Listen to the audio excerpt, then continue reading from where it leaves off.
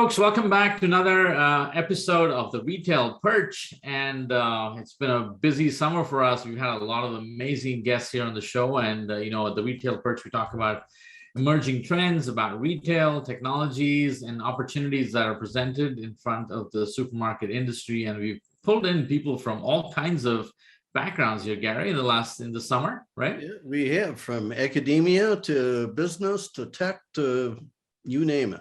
Yeah, and today we're going to make one more interesting turn in our podcast as we bring somebody in from the healthcare industry.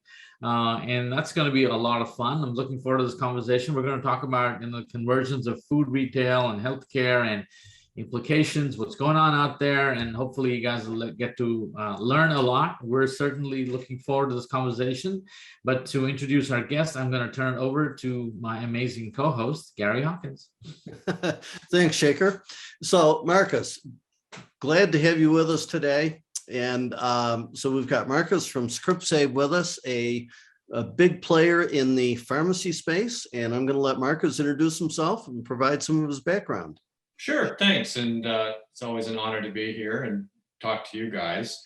My name is Marcus Sredzinski. I've been in the pharmacy healthcare space for 31 years now.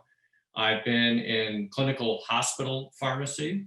I was a director of a regional cancer center pharmacy. I've worked in really large national and regional health plans and executive pharmacy roles. I did a turn in international pharma where I worked in marketing and accounts and product launches, which was super exciting to see that side of the business. For the last probably 13, 14 years, I've been working with ScriptSave and now MedImpact, which is our parent company, in the pharmacy benefit management business. And I've held a variety of executive roles with that company. And lastly, to round it off, I've held an academic position with the University of Arizona, helping teach pharmacoeconomics, which is the economics of healthcare and pharmacy, and also managed care. So maybe that's why you had me. I'm academia, healthcare, pharmacy, hospital. So hopefully I can bring an interesting lens to your conversation today. I know you bring an interesting perspective to it. And certainly I think maybe a place to start here is a topic that I'm sure is on everybody's mind, from the last 18 months around the pandemic and so on. What Marcus, have you seen in terms of impact of the pandemic on people's eating habits and how that sort of connects to the world of healthcare, pharmacy, et cetera? That's a big question and probably has 4 or 5 sub-questions. I'll try to go from 50,000 feet and sort of deflate the balloon a bit and bring it down to reality. I think the first thing the healthcare system and the, let's say, the individuals and patients, if you will, has seen is the greater acceleration of digital into healthcare. I think that was, one of the first things that we experienced is when I started in healthcare, we used to think a $200 a month drug was, oh my gosh, that's just, how could anybody have a $200 a month drug?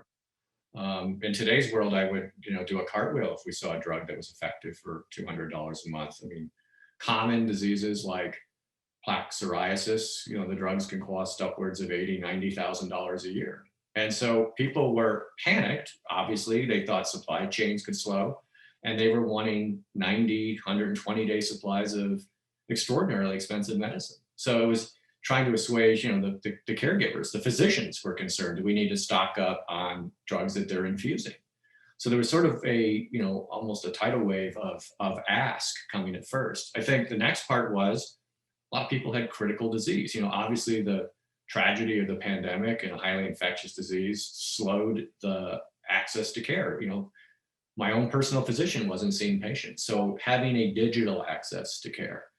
I think that the next thing that came up healthcare wise is how do we communicate with, as payers of healthcare, as pharmacy systems of healthcare.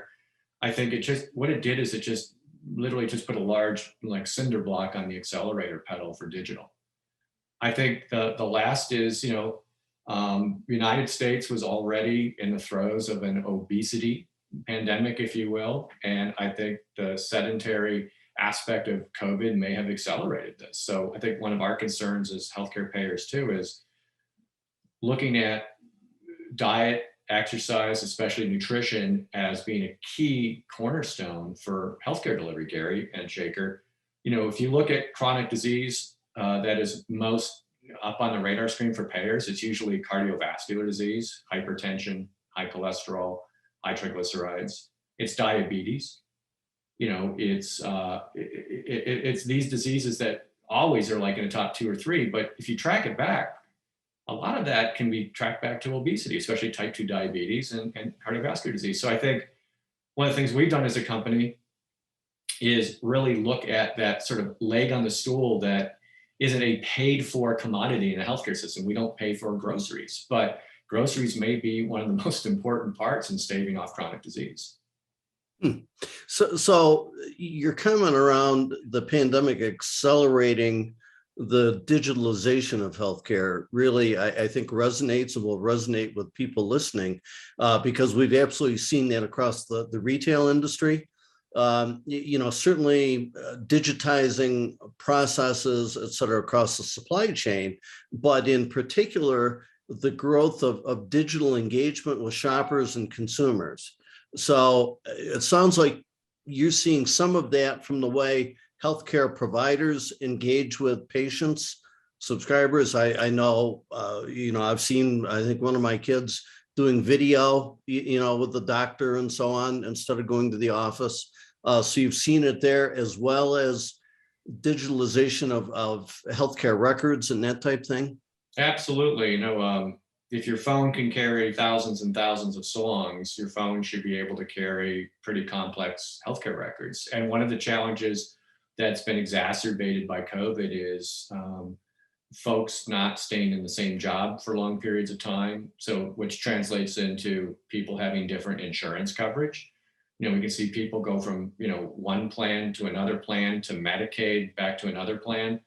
And in the US, we don't obviously have a national payer system for most commercial payers, unless you're in a VA or unless you're in Medicare, or unless you're in Medicaid. So what happens is the healthcare records can get fractured. You see a lot of people who are dealing with very large catastrophic health plan coverage, meaning huge deductibles, lots of co-insurance, people paying out of pocket for things.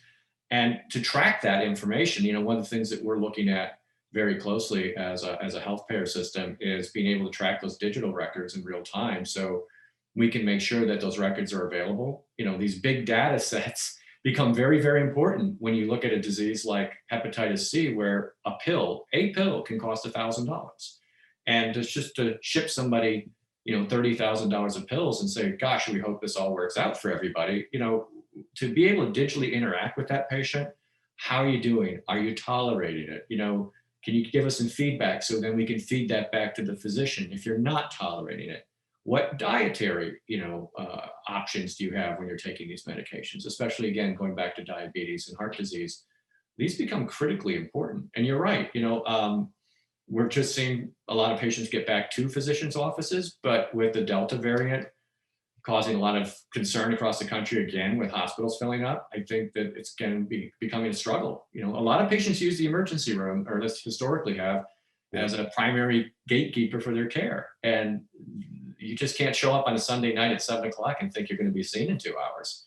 The emergency rooms are overwhelmed. So yeah, so being able to solve these problems through mindful digital programs, and then not look at healthcare as just, physician, patient, drug, but look at the total lifestyle. And I think that's the one thing I think that the pandemic has really uncovered for us all, is that the lifestyle changes you can make, again, to metabolic disease, fatty liver disease, high blood pressure, hypertriglyceridemia, type 2 diabetes, it all rolls up into a lot of lifestyle management.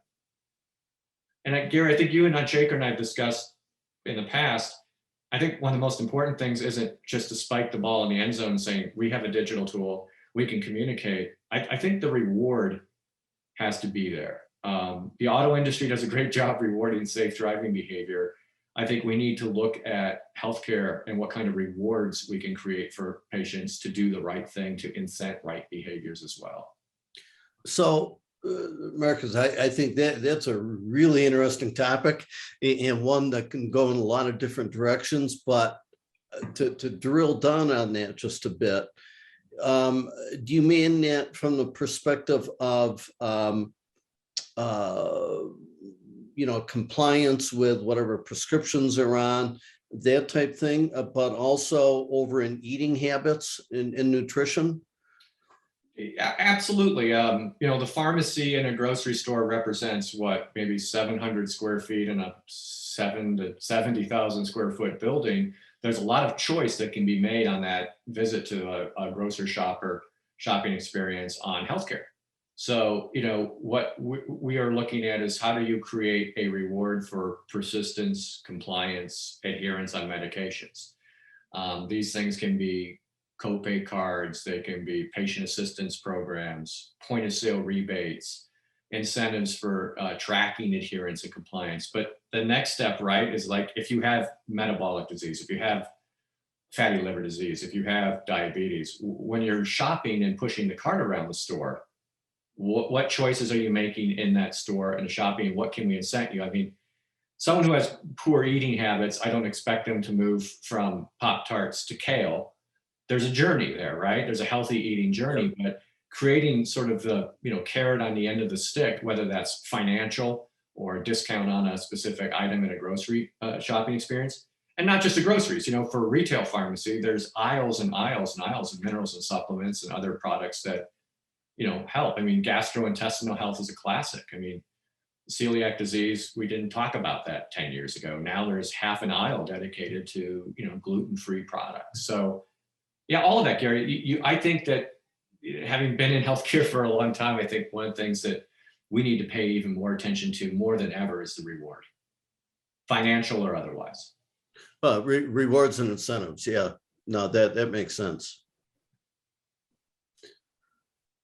Shekar? So this is incredibly absorbing because I guess what we've been trying to do here, Marcus, is connect the dots between how does somebody's visit to a physician relate to their visit to the grocery store, and how can we connect the dots between here and build a bridge where they're more aligned, right? And how big an impact do you think that can really have on the overall? I think it's reducing the load on the healthcare system, so we build a healthier population, right? Because you ultimately, because obviously based on what you said, lots of these lifestyle diseases can be managed by better diet, better lifestyle. So in your view, how do you build that bridge?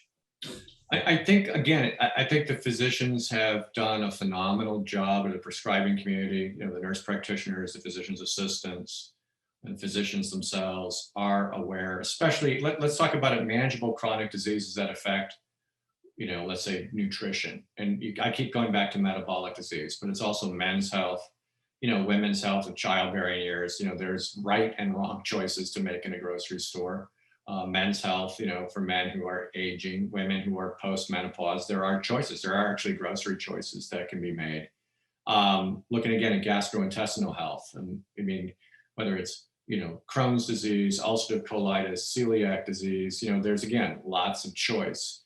I think, again, embedding these in handheld digital tools that the patient themselves owns, right? The patient is incented to have a home for all their healthcare. I also, Shekar, don't want to create app fatigue in these members. A lot of times, the pharmaceutical industry, we should talk about that, who is a critical component of where we could get success. I mean, obviously the pharmaceutical industry does an incredible job in changing behavior. I mean, they have, and they historically have done a great job with that. I know a lot of people complain about it, but they've really done a great job in behavioral changes. But you just can't, if someone has diabetes, high blood pressure, fatty liver, and COPD, and they're on 7 drugs from 6 drug companies, and they see 3 doctors, all of a sudden you have 12 apps on your phone. We also have to create a sort of a singularity, if you will. We have to create a entry point. I know everybody's in a mad dash to see who owns that retail space on your phone, but I think in the end, the members will make choice. A lot of times a pharmaceutical company will come to me and say, what would a member pay for an app in diabetes? And I go, well, on the App Store, there might be 25 free apps. And I think a lot of people who are price conscious are going to shop through free apps before they pay for an app. So I think You know, my mentor, Dave Cavance, I'll give him a plug.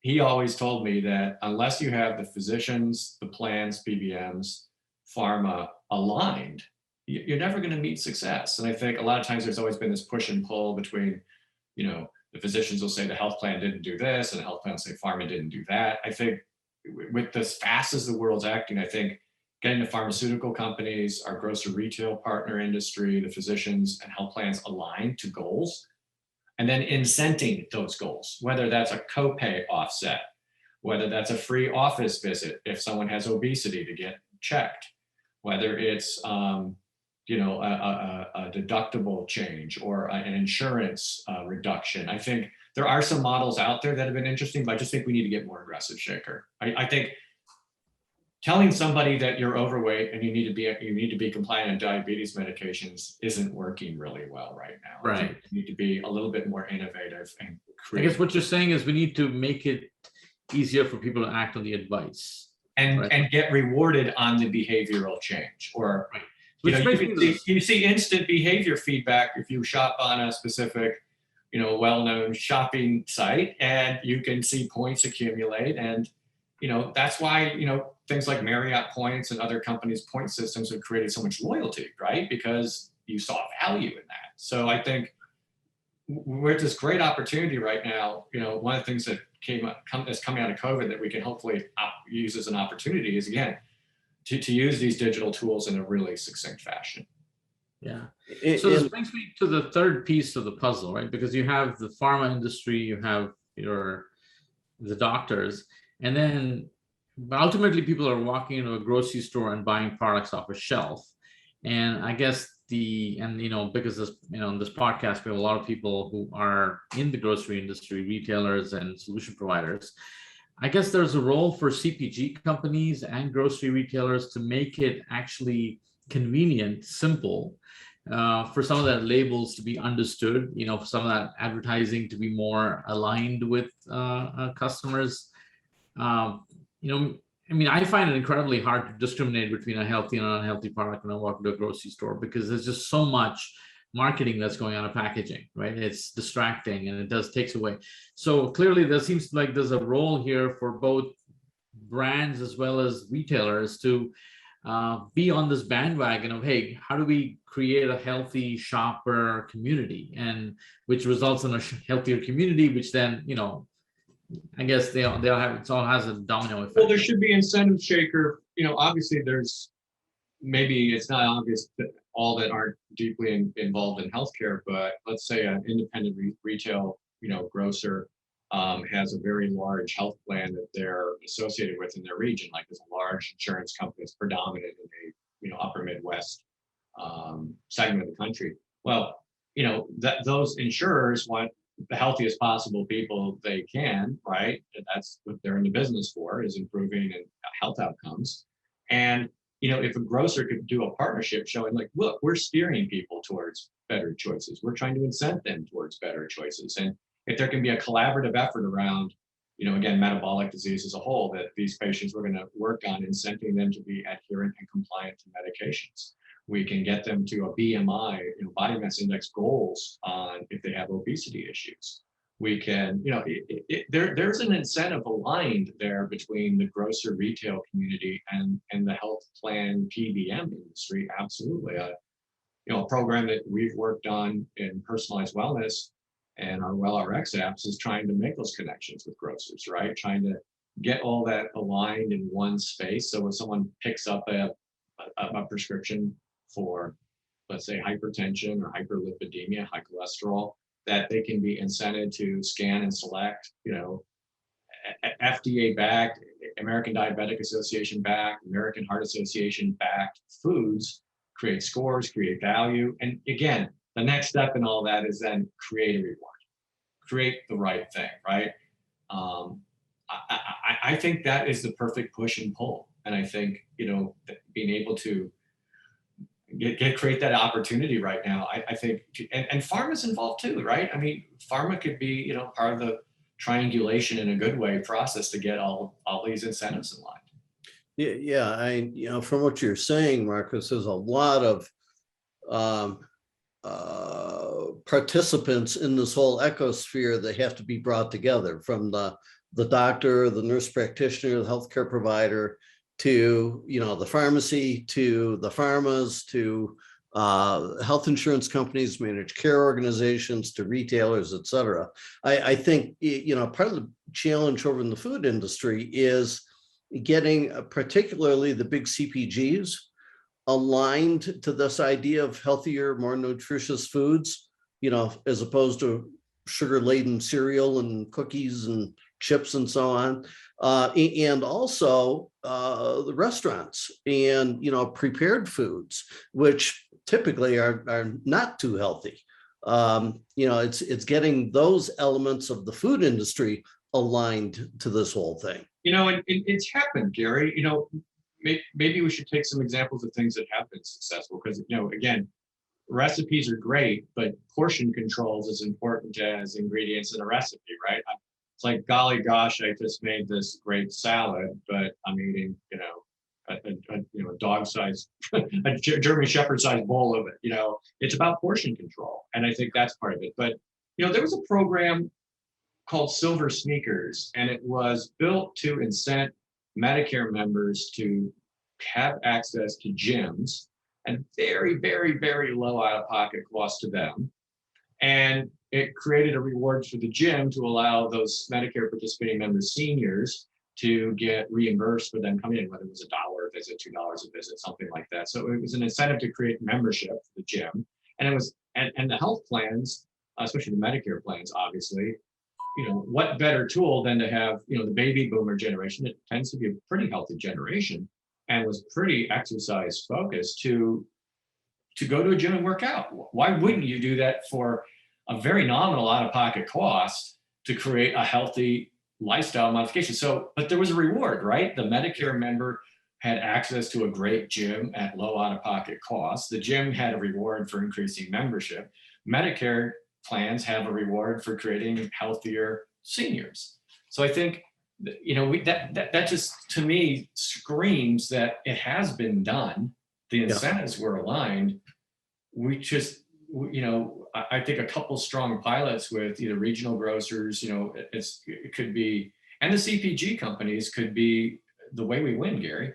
Yeah, no, I would agree. And Shekar, I know something we've talked about is, the opportunity in helping retailers understand if their product assortment across the store, across different categories, is really aligned with their shoppers' needs and health and well-being. Gary, and I think we've also talked about looking at a retailer's sales from a wellness angle, right? Looking at, hey, what's the intent of your shoppers, right? Because let's be honest, we all have an intent to eat healthy, right? What we wind up doing is can be fairly divergent from what our original goal is. And because I think if you ask anybody in the street, hey, do you want to live a healthy life? Do you want to do this? They're all going to say yes to it. But ultimately, when they come to execute it, they're either being handicapped by the fact that they're unable to understand and discriminate properly, or they're giving in to some, impromptu temptation. And it's a little bit of both, I think, for a lot of people, right? And I think with what Marcus is saying, it's really interesting, because I think if you put in the right incentives and the right, signals at the right time, you can really get people moving in the right direction. And it's a fantastic effort. I mean, I think it's such a win-win-win for everybody, because the consumer wins. I think you have a healthier population, you have a more productive country, you got, less stress in the healthcare system. It's a win for everybody. And, I think it's very exciting what you guys are doing, obviously, Marcus, and it's a huge ship to turn. And, but what are some of the things that you see happening that you're executing right now? Can you? One is, again, trying to, I hate to use the word triangulate because it always has a negative, usually has a negative connotation, but again, if we're going to speak to a regional grocer or a national grocer or regional national retailers, is to talk about, that obviously they have their specific needs in the store, right? Whether it's product sales, specific CPG products, even if they don't have a pharmacy associated with their store, People who use prescriptions do shop in their stores, right? And they're making lifestyle, behavioral, healthcare choices in there. So even if they don't have a pharmacy associated with that specific location, you would think that they'd be incented. Like, I don't get a gym membership joining a specific health plan usually, right? But there was an impetus to create value around gym memberships and Medicare.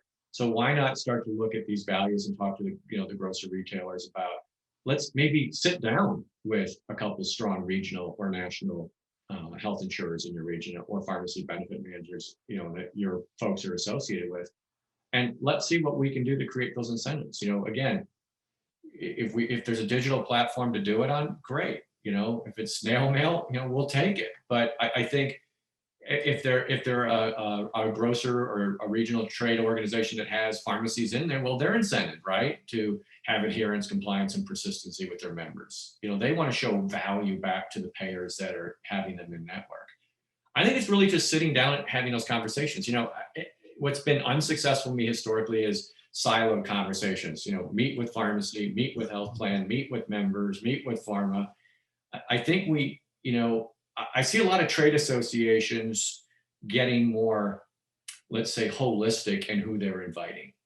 I think that is extraordinarily important. Whether it's, National Association of Chain Drugstores has focus on pharma. I think when I walk the hallways, or at least when we did walk hallways in big national trade conferences, just seeing more diversity on the floor. I think that's extraordinarily important. And I'll say it again. I think COVID has been a digital accelerator. I think people are much more comfortable using digital tools than they ever have been in the past.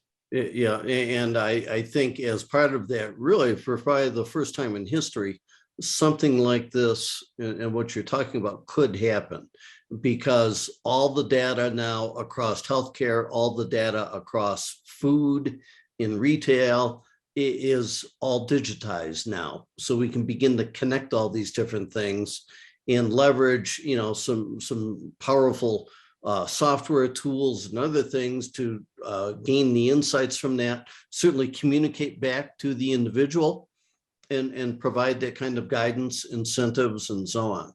I think we need to think out of the box on those rewards. I mean, if it's gamification, if you will, of that reward, I think sometimes we need to get beyond our prejudices. Like, someone hits a goal, whether it's high blood pressure goal or it's a cholesterol goal, sending them a rower might sound like the right thing to do, but maybe the right thing to do is a month free of, Netflix or some gamification points if they're a younger patient, or if they're an older patient.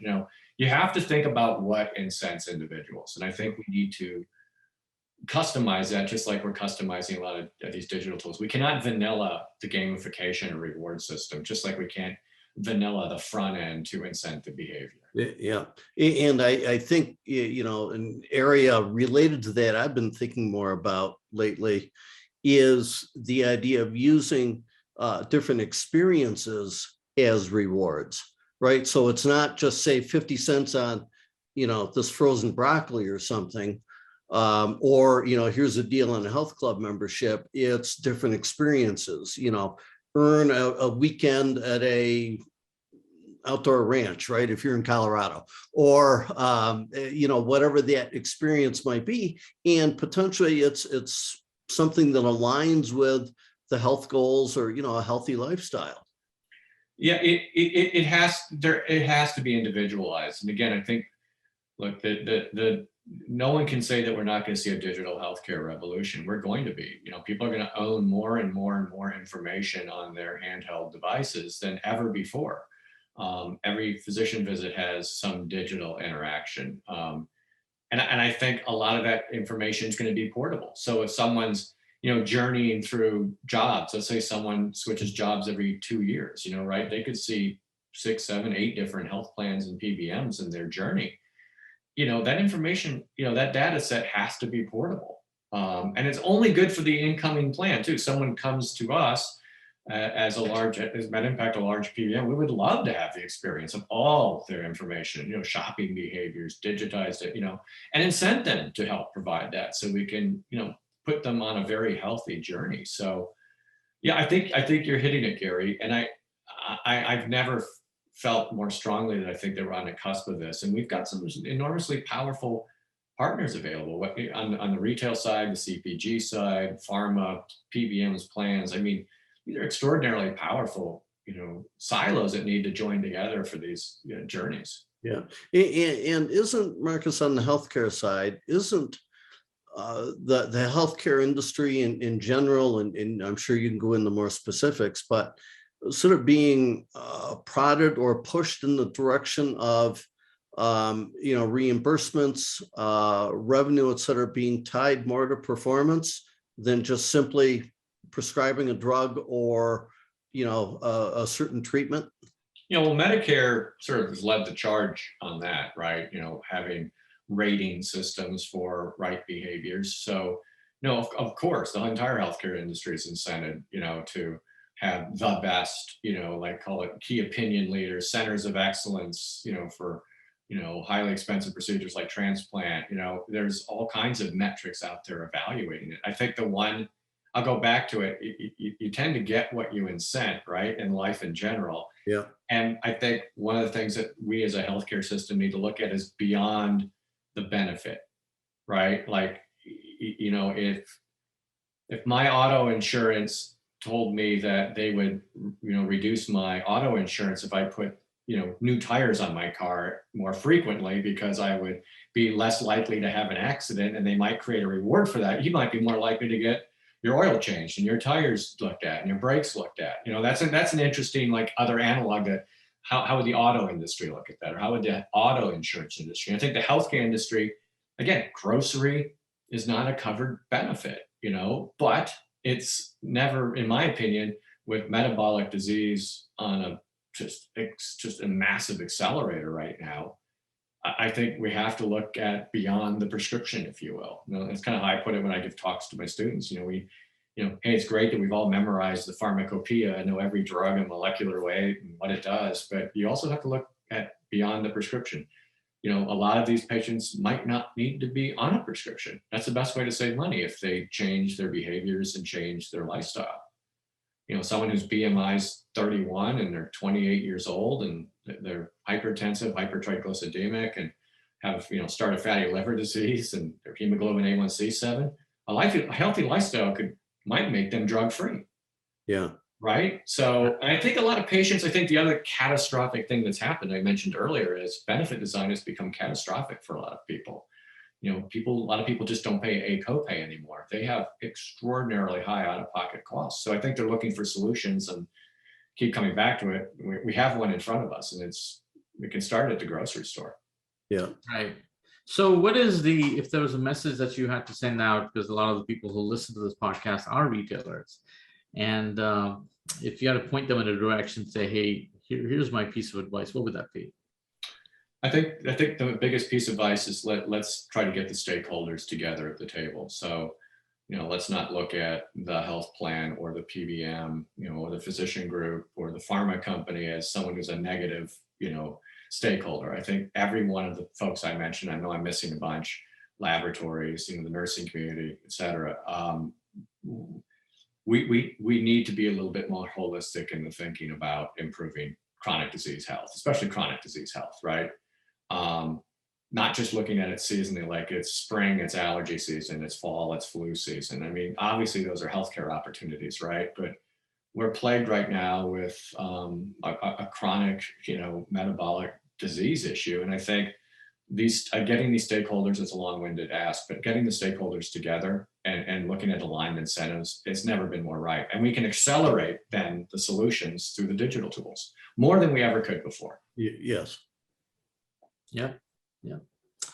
So Marcus, this is fantastic. This is fascinating. I think obviously there's this stuff that we're doing together that we can dive into maybe at a future podcast. And once we have a little bit more data and stuff to talk about.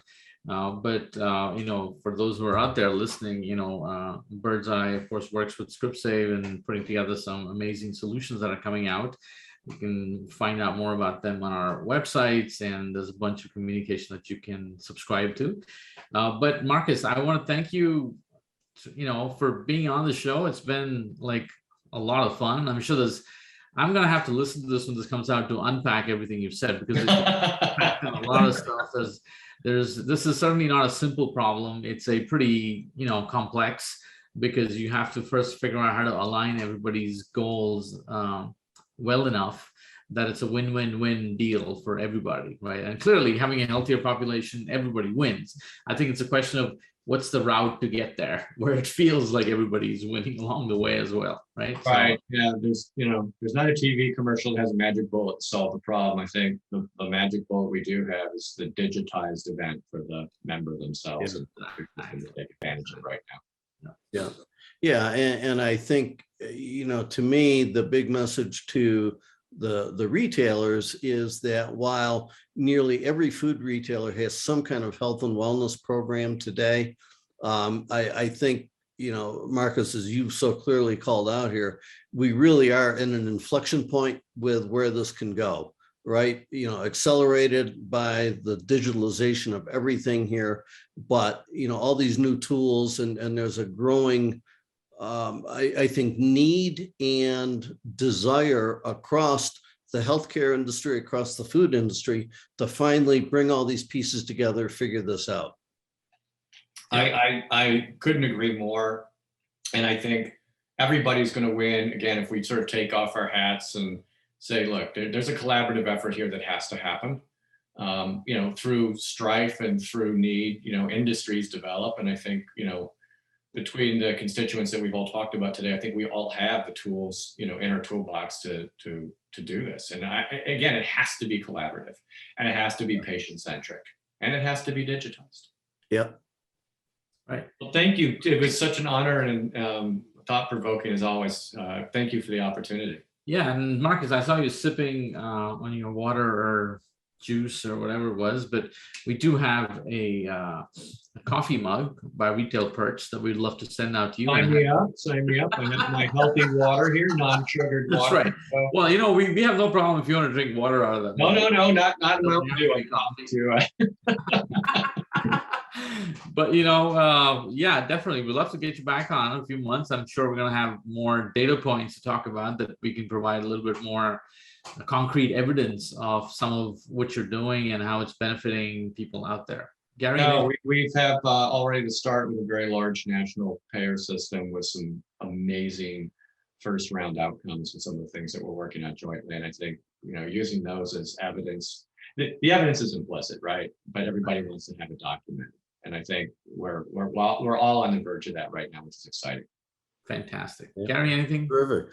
No, great conversation, as I knew it would be. So Marcus, thanks for joining us. Thank you, gentlemen.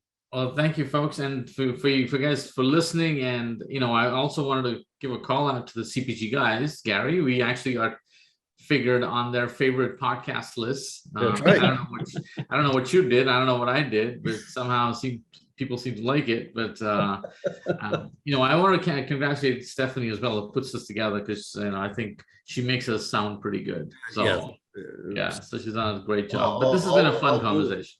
All due to her efforts. Absolutely. But we have these amazing guests coming on the show, and we appreciate you guys continuing to support us and listen to this podcast. And Marcus, we're going to get you back on sooner than you think. But thank you so much for your time. And for everybody out there, you guys have a wonderful week, and we'll catch you again in about a week's time. And over and out. Make sure to join us every Monday and connect with us at the Retail Perch on Instagram and Facebook.